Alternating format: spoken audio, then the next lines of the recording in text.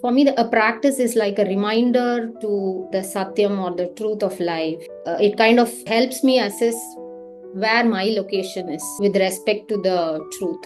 For me, it was the regularity of doing anything, whatever I take up, the regularity of doing, let's say, an asana practice or a pranayama practice or a meditative practice. And what happens to me is that I won't be able to hold it very lightly. I take it too seriously, and the regularity part of it over a period of time, it becomes a monotonous routine sometimes. Then I like really shake up and say, I again go back to why am I doing this particular practice? Can I go back to the drawing board and think about it? And so that process keeps happening.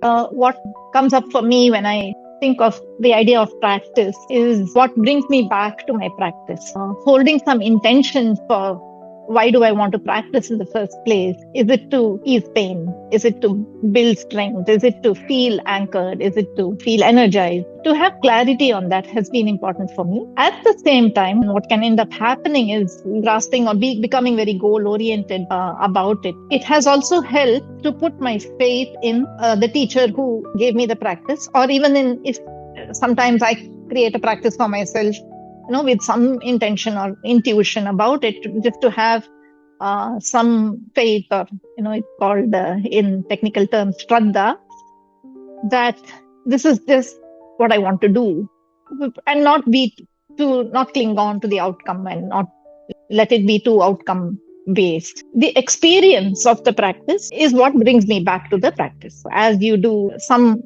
intuition or the process of yoga will give you some guidance. And I think that one must hold the question of, is there a movement from place A to place B, or is my practice becoming repetitious and mindless habit, or is there some sense of apraptasya prapti, like am I getting to somewhere where I could not be in these terms of these intentions that I was holding. Personally, I pretty much stopped holding very rigid expectations of myself about my regularity. Whereas I do hold an inquiry about what is impeding me from showing up or getting to the practice. Is it just that I don't feel like, I don't have the energy for it? And to do what I have to do to energize the practice, whether it is sleeping on time or not eating too heavy, conserving my energy in whatever way. For me, the idea of practice is one of the simplest ideas in yoga philosophy. I would think of it like as the 5 W's, right? Why am I doing this? What am I going to do?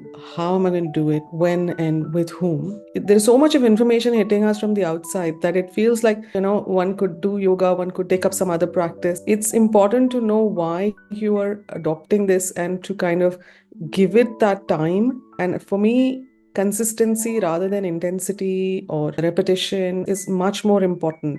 That can yield so many good results that are very surprising. That was surprising to me. The why for me also encompasses not to have those excessive questions in the back of your mind. Is this going to work for me? Like, we're bringing the weight of all that confusion and cynicism to even something as simple as, let me do 4 forward bends. And when is like a very interesting question, because every time you start meditation or a yoga practice, all your other responsibilities will start visiting. Maybe I should be looking after my home, maybe my child needs something. So the mind is such a clever thing that it'll get in the way. You just do it at a time when nobody else is disturbing you. For me, that is early morning. I love to do my practice and have the teacher there just so that you know how to do it, and just follow the simplicity of that routine. And this tradition also allows us to do that, and you get the kind of benefits for the little you're putting in. You will get multiple benefits at the end. I have quite a few thoughts after listening to you all. So one is the goal that Radhika and others, all of you also mentioned. What is a goal? One is, I may have a certain goal, but then if I meet a teacher, then the teacher is holding a more nuanced goal for me. Sometimes I may be only looking at a physical goal, whereas the teacher might be holding it seeing the interconnections between the physical and the physiological and the emotional, and maybe even holding it together. I really think that the goal can be at multiple levels, not just only physical, because we are not only the body or only the breath or only the mind. And then once we have a goal, then the next question is what to do. Often we're thinking yoga means I have to do asana, I have to do pranayama. But again, there are many other tools in yoga. Chanting is a tool, reflection is a tool, diet is also a very important part. What to eat, what to avoid. Also recognizing what is it that I can influence, what is it that I can change, and what is it that I cannot. Becoming aware of that, connecting to that is beyond us, beyond my limit of influence. It could be a physical movement, could be breathing, it could be even simple lighting a lamp.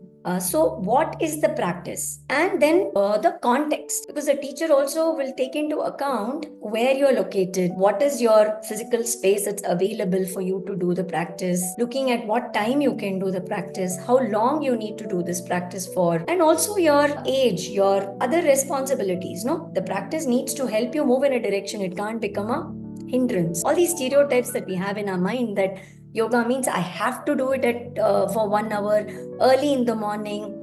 And those are some stereotypes that can be broken if you're working with a teacher who can give a different perspective about the practice.